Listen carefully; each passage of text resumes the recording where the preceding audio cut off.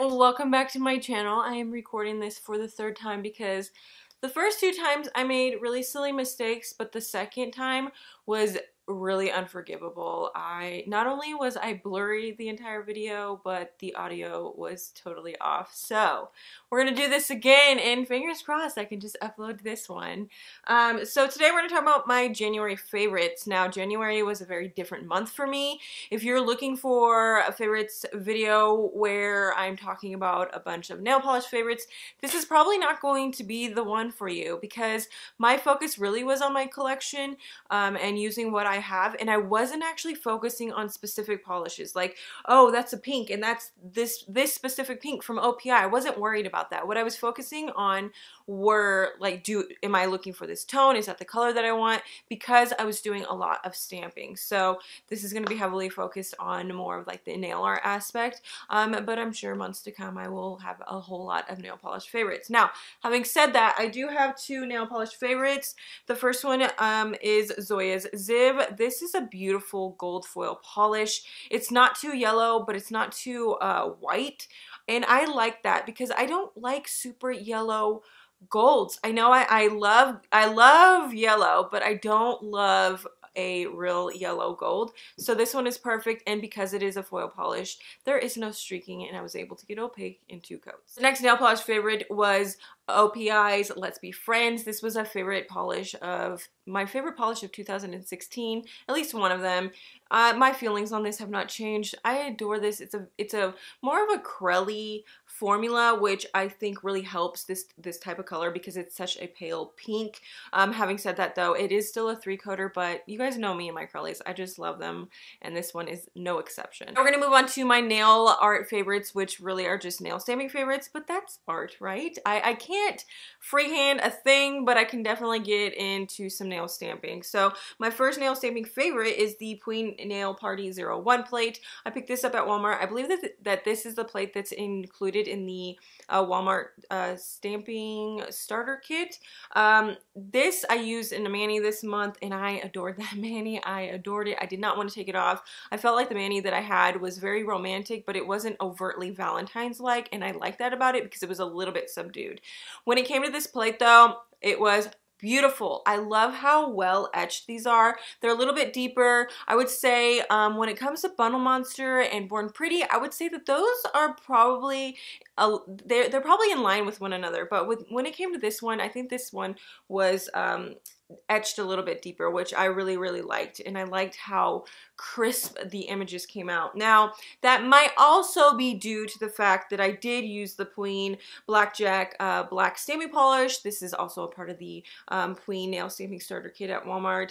I think that this is a beautiful stamping polish. I've had no problems with any of these stampers that I've used with it. It's definitely a thicker stamping polish. I mean, in general, stamping polishes are thicker, but this one I think was a lot more. It might get goopy. I might have to add some thinner to it, but so far so good. I've enjoyed this so much this month. And then my last favorite is a part of that same nail stamping starter kit, and that is that cute little stamper that's included in it.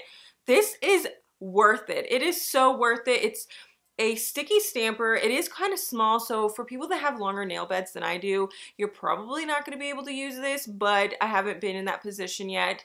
Fingers crossed I can grow out my nails pretty long, but I've been able to use this at the different lengths that I've been able to grow my nails out to, and again, this does pick up a pretty crisp image. So I just felt like they were just a great combination. Now we're gonna move on to some personal favorites, which I am so excited about because if you watched my second vlog video, I believe it was my second vlog video, I unboxed these glasses on camera and I tried them on for the first time, and at the time I was really excited, but I didn't want to share too many details with you because I hadn't formed an opinion and I had received these as PR from a company.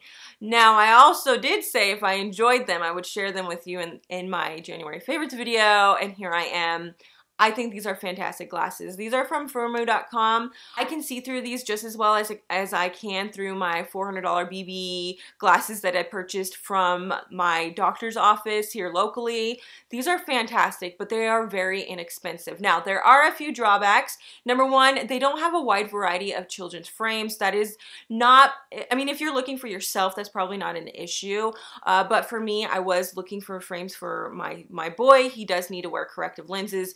However, I tried these on him and they do fit. So I do plan on picking him some up because if you have kids, you know how well they take care of their glasses. The other drawback that I discovered, and I didn't even realize it until about a week and a half to 2 weeks into me wearing these on a day-to-day basis, is that these do not bend out at all. There's no give. They do fold just like any other glass frames that I've ever owned, but they don't bend out. And so that's a little bit of a concern, I would say, for maybe those of you who do have a wider head. Just keep an eye out for the measurements. They do have instructions on how to figure out what you should get on the website, so definitely pay attention to the instructions, and I think the customer service is really good. So if you have any problems, just go ahead and hit them up. I made a mistake while inputting my prescription, and they were quick to respond and fix it, and the glasses that I got, as you guys have seen, I've been wearing on a day-to-day basis, and I've had no issues while wearing them. No headaches. I've been able to wear them while driving, at night, no problems at all. So I would definitely recommend this website.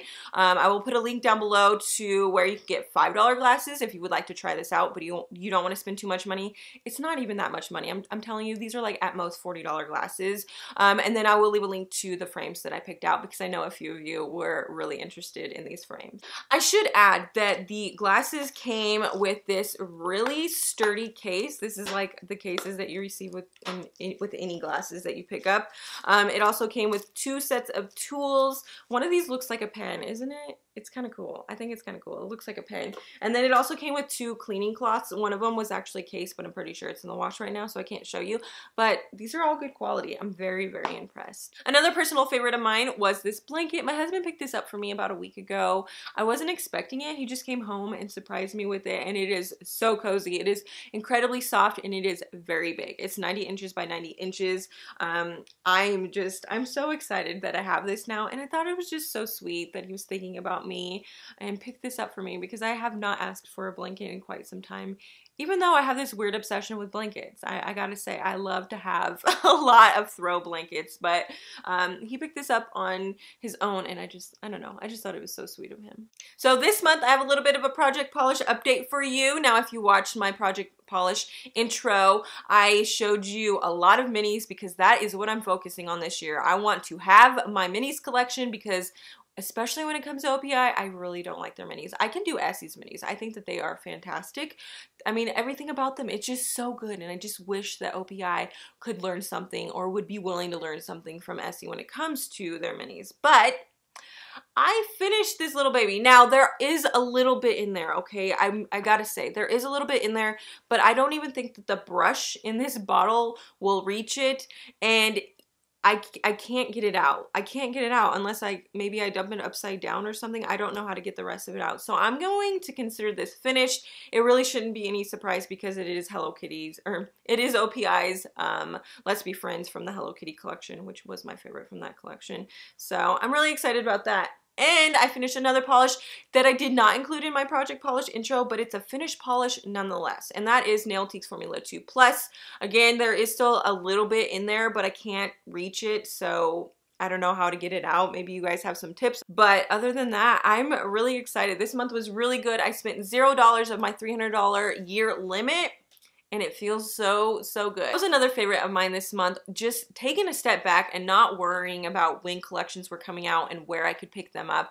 I just feel like I'm kind of over that. In 2017, I did that a whole lot, and I kind of felt like, oh, well, I need to do this. No, you don't. You don't need to do it. And I'm so glad that I'm on the other side of that now. There will be collections that come out that I want to review.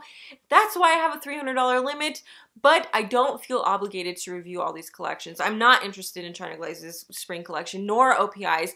And what is going on with You Simple Colors? That was a dud of a Valentine's Day collection. I was definitely disappointed, but I'll save that talk for another day. I will see you guys in my next video. Bye!